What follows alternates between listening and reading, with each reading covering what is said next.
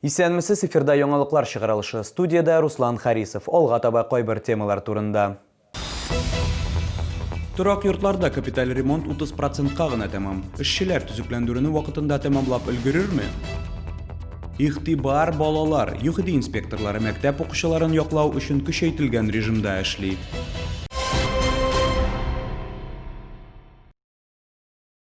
Татарстанда яшәүче 27 кешедә COVID-19 диагнозы расланды. Чаллыда узган тәүлектә коронавирусның яңа очраклары теркәлмәгән. Бу соңгы тәүлек эчендәге мәгълүматларны Республика оператив штабы хәбәр итте. Шулай итеп, 2 сентябрьгә Татарстан буенча коронавирус белән авыруның барлыгы 6563 очрагы теркәлде. Аларның 5393-е терелгән, 37-се узган тәүлектә.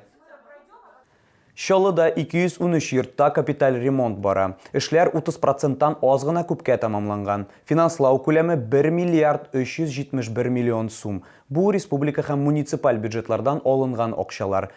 50%-тан артыгы йортта яшәүчеләрнең шәхси акчалары өлешенә туры килә. Бүген ремонт эшләре нинди этапта? Тулырак алдагы материалда. Мәхәллә идарә итү компаниясе хезмәт күрсәтә торган 80 йортның 15-е 2020 елда капиталь ремонт исемлегенә кергән. Күп катлы йортларда лифтлар һәм су электр белән тәэмин итү системасы яңартыла. Фасадларны җылыталар. Мисал өчен 40-10 йортта эшләр 50%-ка башкарылган. Работы идут в графике. Оперативное выполнение на сегодняшний день составляет порядка 50% на этом доме. Замечания от контролирующих органов, таких как УКК, Управление контроля качества города и жилищной инспекции, на данном объекте нет. 40-10 йорттагы фасадны капиталь ремонтлау сентябрь ахырына кадәр төгәлләнергә тиеш. Кайбер йортлар программага кертмәгән. Шуңа агымдагы ремонт белән чикләнергә туры килә. Капиталь ремонттан аермалы буларак агымдагы ремонт региональ һәм җирле бюджетлардан финансланмый. В 2013 году, согласно постановлению и закону Республики Татарстан, была организована программа капитального ремонта. Срок действия этой программы 30 лет. Исходя из состояния технического домов, тот или иной дом попадает в программу капитального ремонта. По срокам, я имею в виду. Чаллыдагы капиталь ремонт программасына кергән барлык йортлар буенча эшләрне ноябрь ахырына тапшырырга тиешләр. Лилия Гатина, Валерия Новожилова, Сергей Вильданов, яңалыклар. Әгәр сезне берәр проблема борчыса яки шатлыклы хәбәр җиткерәсегез килсә, безнең редакциянең кайнар элемтә телефонына шалтыратыгыз. 51-31-31 номеры тәүлек буена эшли. Кызыксынган яки борчыган сорауларыгызны WhatsApp хезмәтенә дә юллый аласыз. Фото сурәтләрегезне һәм видеоларыгызны 8-939-311-31-31 телефоны буенча көтеп калабыз.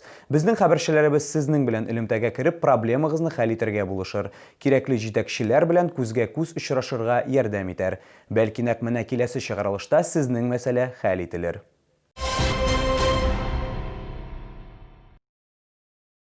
Яңа уку елына Чаллыда «Игътибар балалар» исемле акция уза. Автоинспекторлар юлның иң җанлы участокларында машина йөртүчеләрне юл хәрәкәте кагыйдәләрен бозу очракларына тикшерә. Теманы хәбәрчебез дәвам итә. Ел башыннан Чаллыда белек булмаган пассажирлар катнашында 56 юл транспорт һәлакәтендә 19 бала җәрәхәтләнгән. Статистика буенча балалар белән аварияларның күбесе август-сентябрь айларына туры килә. Бүген «Игътибар балалар» акциясе кысаларында автоинспекторлар машина йөртүчеләрнең балаларны ничек йөртүләрен тикшерде.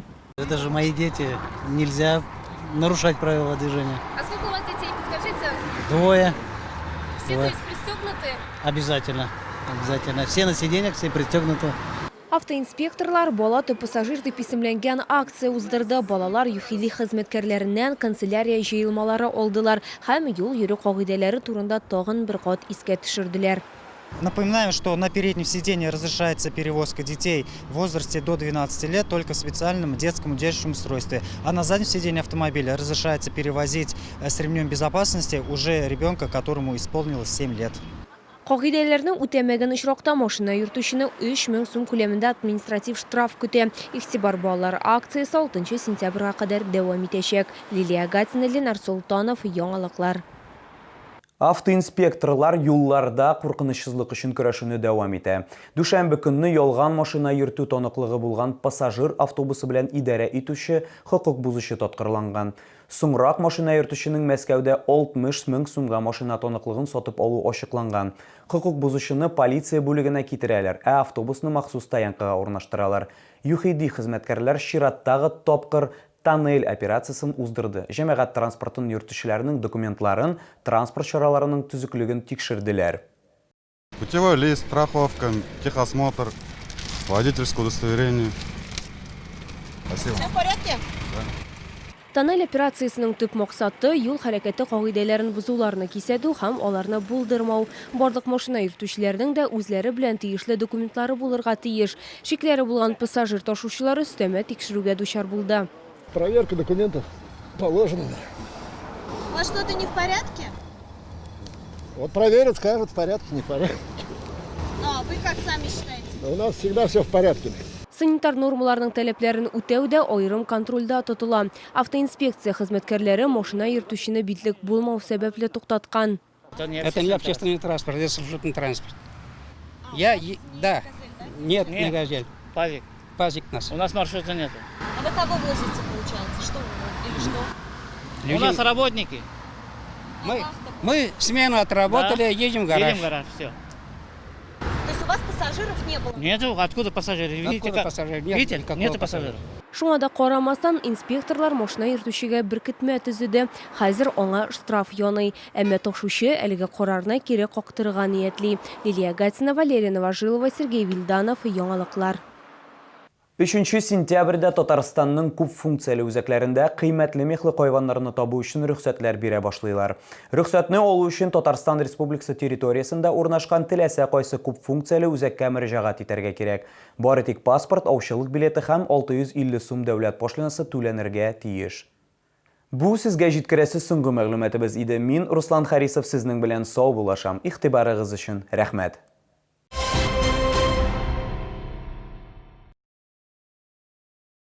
Нижегородский государственный лингвистический университет имени Добролюбова – это престижное образование мирового уровня. Изучение 3 иностранных языков при выборе любого направления. Телефон в Нижнем Новгороде 416 61 41. Качественная диагностика и эффективное лечение аденомы, простатита, эректильной дисфункции. Высококвалифицированные урологи. Клиника Урамед. Звоните 49 22 10.